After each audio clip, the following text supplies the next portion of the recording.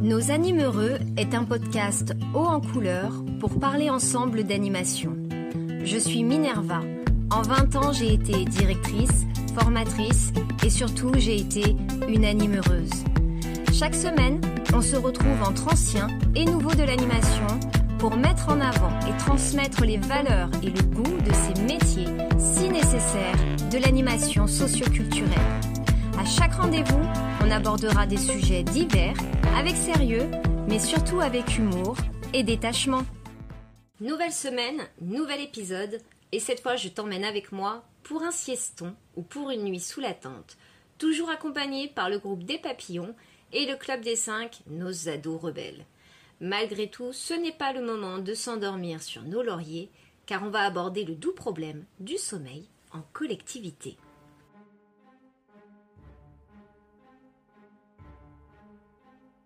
La tête dans les genoux, il est là, seul, adossé au mur du couloir, regardant les aiguilles du cadran tourner. C'est notre jeune stagiaire. Il se demande si un jour il réussira à rejoindre la réunion en cours ou si on ne le retrouvera pas d'ici là, gisant dans son épuisement, couché en chien de fusil face à la sortie de secours. Autour de lui continuent les ricanements, les portes qui s'entrebâillent, les petits bruits, les petits cris de son groupe de fanfarons de 14 ans, nommé le Club des 5, et qui n'ont absolument aucune envie d'attaquer une bonne nuit de sommeil.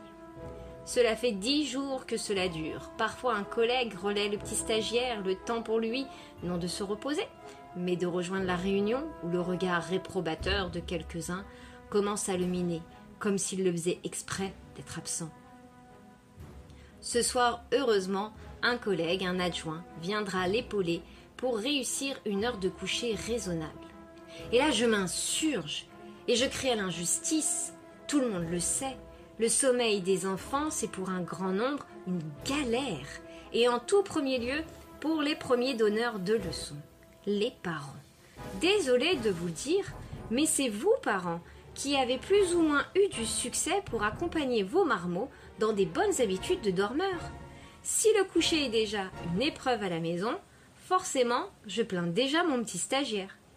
Alors tu as 17, 20 ans et tu te sens dépourvu devant des enfants insomniaques. On ne peut pas t'en vouloir. Parce qu'ils sont beaucoup à être en panique seulement devant 1 ou 2 enfants et qui sont les leurs. Mais attends, ce n'est pas une excuse. Non, c'est plutôt une bonne raison pour essayer de te former. Alors reviens là. Pour cela, nous allons découper l'épisode en 2 parties.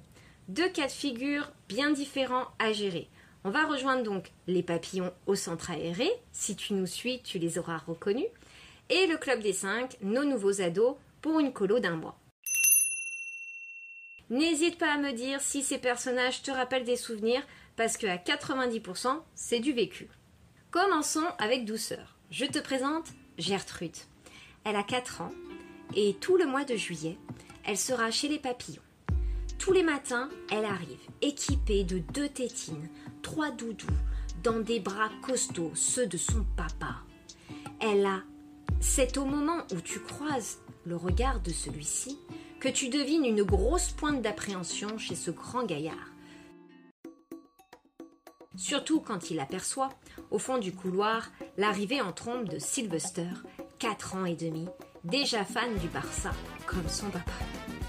Quand il marche, ses chaussures s'illuminent. Il a juste sa casquette et un goûter pour électriser la journée de tout le groupe. Par expérience, tu te dis alors que pour l'un comme pour l'autre, le moment de la sieste, ça va pas être de la tarte. Le gros problème chez les papillons, c'est qu'à cet âge, il y a de grosses différences entre le rythme des uns et des autres. Et la sieste est souvent un sujet sensible dans les équipes.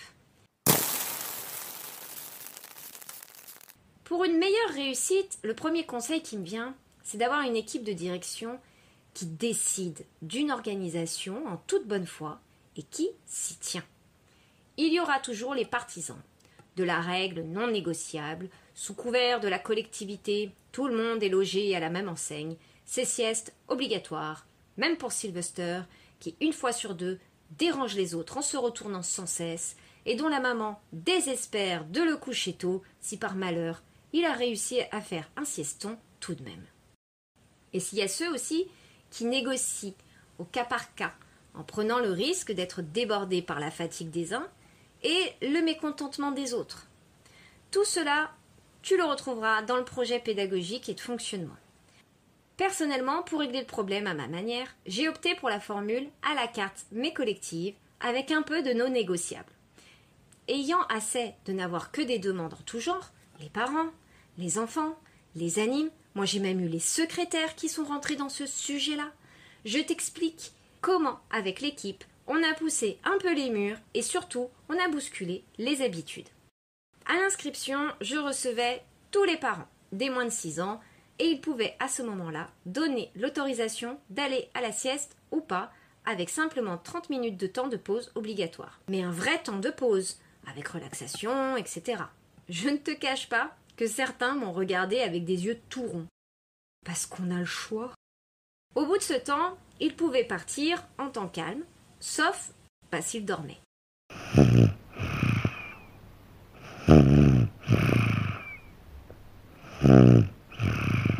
Ce qui devient de plus en plus fréquent, surtout au bout de 3 semaines de séjour. Bien entendu, le parent pouvait dire « non, je veux qu'il reste à la sieste, même s'il ne dort pas ».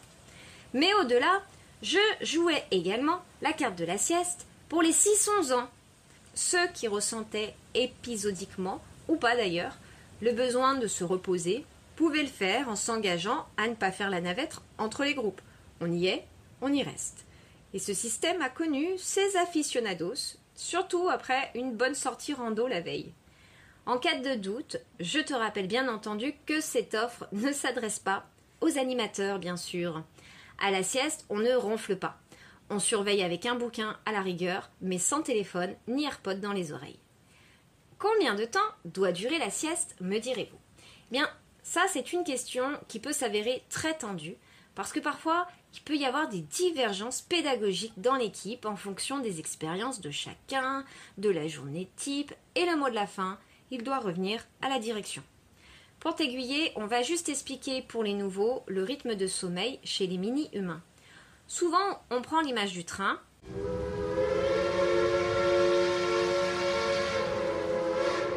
Bon, alors on va pas s'en priver. Écarte-toi du bord du quai et en voiture. La locomotive symbolise la phase d'endormissement qui amorce ensuite la phase de sommeil léger sur les wagons 2 et 3. Ces étapes permettent notamment au corps de produire des hormones de croissance. Dans la 4e et la 5e voiture, faites place au sommeil profond et très profond, où le cerveau n'est pas disponible pour cause de grands rangements au niveau de la mémoire. Puis, à la queue du train, le fameux sommeil paradoxal, celui du rêve, de la créativité. Tout ce voyage aura duré entre 90 et 120 minutes en fonction du chauffeur du train. Comme l'endormissement va être échelonné, il faudra un réveil échelonné également.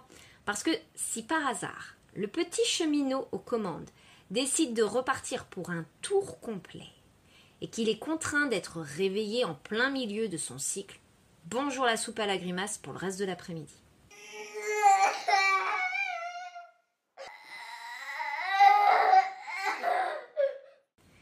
Tu l'auras peut-être deviné, il faut mettre toutes les chances de son côté pour que les conditions d'endormissement soient idéales.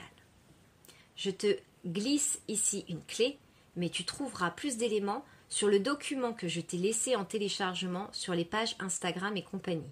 N'hésite d'ailleurs pas à en profiter pour partager et t'abonner sur ton réseau social favori pour me suivre. Dans les clés, il y aura donc l'aménagement de la pièce de sieste. Elle doit être feutrée, cosy, accueillante, rassurante, avec un lit défini pour chacun, avec peut-être un doudou qui attend sur la couette. On évite le noir total, c'est pas le top pour les endormir, ni pour les réveiller d'ailleurs. Si tu veux bien, revenons à présent à notre stagiaire esselé dans le couloir du 2e face au club des 5 surexcités. En général, quand on est dans une équipe saine, on ne se retrouve pas avec un padawan livré à lui-même. Mais j'ai moi-même connu des séjours très rigides, dirons-nous, qui manquaient d'esprit d'empathie, où tu te retrouves à déprimer chaque soir au fond de ton lit. Mais ici, nous allons sauver le padawan en détresse. Épauler, guider, transmettre le flambeau, tu appelles ça comme tu veux, mais on ne laisse pas un membre de l'équipe dans la panade.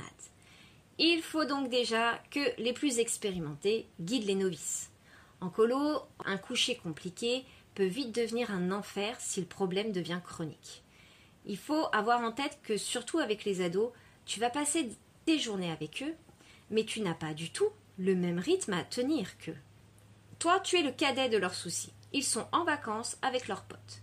Deuxième difficulté, les études ont montré que les ados dormaient de moins en moins et sont de sacrés couche-tard. Sauf qu'en collectivité, on a beau avoir un réveil échelonné, souvent à 9h, tout est bouclé, il n'y a plus de petit-déj. Alors quand on a plutôt des habitudes de mi-journée, ça risque de coincer. Encore une fois, l'équipe de direction va définir un cadre, normalement en se basant sur les expériences antérieures, les retours des années précédentes. Alors avec les ados, on co-construit le séjour. On laisse un peu plus la place à la parole décisionnaire. Ils ont le droit de s'impliquer. Et pour garantir ce respect, assez rapidement, les notions d'autorité, de respect aussi, mais d'autorité, seront essentielles et tu dois les incarner. En général, on évite de mettre les stagiaires trop jeunes avec les plus grands. Il faut savoir qu'un ado a vraiment besoin de sommeil, alors que lui, il voit la nuit comme un espace de liberté sur le monde des adultes. Sans notion de contrat entre vous, l'équipe et eux, la situation peut s'envenimer. Pense aussi au programme de tes journées. Au bout d'un moment, la fatigue va se ressentir. Si elle ne se transforme pas en foire d'empoigne, jackpot, ça va ronfler. Mais pense aussi à laisser dans la journée, dans la semaine, des moments aux ados pour chiller, pour être autonome, pour être tranquille. Et puis, s'il y a des plus jeunes, implique tes ados dans leur veillée, d'accord ? Dans les retours au calme. Veille à la composition des chambres aussi. Quitte à mettre les gros dormeurs ensemble et les couche-tard aussi. Finalement, si ça chuchote certains soirs jusqu'à ton retour de réunion, tant qu'ils ne font pas de bêtises, ça gêne qui ? Par contre, il faut qu'ils remplissent leur contrat, qu'ils soient opérationnels le lendemain pour les activités. Tu l'auras compris, pas de recette magique et c'est plutôt une bonne nouvelle. Pourquoi ? Parce que dès le début du séjour, avec tes collègues, vous formez un groupe, avec les ados aussi, et vous contractualisez les nuits, vous allez vivre ensemble, et puis tu vas voir que tu vas vivre au fur et à mesure des séjours différents des précédents. C'est à chaque fois une nouvelle aventure. Ce qui a marché avec les uns ne réussira pas avec les autres. Si tu as plusieurs expériences, tu as sans doute tes semaines coup de cœur, et puis d'autres qui sont plus en dents de scie, on va dire. En animation, on donne vie, on invente. C'est comme au théâtre, mais c'est de l'impro parce que tu connais pas tous les acteurs. Tu es alors le garant du cadre. Pas besoin de sortir les points. Juste les soirs de crise, évite les négociations en dehors de celles déjà définies dans le contrat initial. C'est ça, instaurer son autorité. On évite aussi les sorties de matelas dans le couloir. Les gamins au piquet en pige devant l'extincteur, ce n'est pas en l'humiliant que tu vas gagner son respect, on n'est absolument pas dans Pascal le grand frère. Au pire, tu restes avec un collègue, porte ouverte dans la chambre, le temps qu'il faut, et le lendemain, vous agissez en coordination avec la direction, avec les autres collègues, pour reprendre avec eux. En général, au bout de quelques soirs, je te rassure, on trouve le bon rythme, et si sanction il doit y avoir, elle tombera. Elle aura été établie dans le contrat. Bon, et les autres alors ? Les 6-12 ans, on en fait quoi ? Pour eux, tu fais un mix de tout ce que l'on s'est dit en amont. On les installe bien dans leur chambre pour qu'elles aient plaisir à y aller le soir. Que ce soit personnalisé, que ce soit leur zone de repos. Tu prends le temps de faire un petit rituel avec eux pour se dire bonne nuit dans le calme. Un truc rien qu'à vous, parce que c'est toi, l'adulte sur place, qui rassure. Tu montres ta présence dans la zone pour insuffler ta nouvelle autorité naturelle. Mais dis-moi, quel charisme! Et puis, vous instaurez ensemble une organisation sous forme d'un contrat où ils participent également, mais bien moins que les ados, d'accord? Oh mais dis donc, c'est que le temps passe. Et à force de parler de sommeil, je cracherai pas sur une petite sieste avant de te retrouver la semaine prochaine.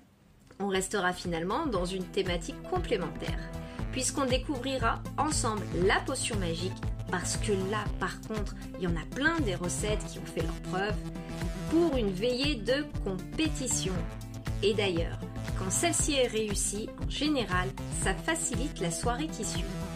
En attendant ce rendez-vous, n'hésite pas à me joindre sur les réseaux sociaux de ton choix, ainsi qu'à noter ce podcast et à le faire circuler autour de toi. La dédicace ce soir sera pour le petit Mohamed. C'était il y a 20 ans et tu avais 6 ans. Et comme tes parents étaient sourds et muets, tu m'as fait découvrir comment avec plein de petits gestes de doigts entrelacés, on pouvait se dire « Bonne nuit, à demain, faites beaux rêves ». Allez bisous, à la semaine prochaine.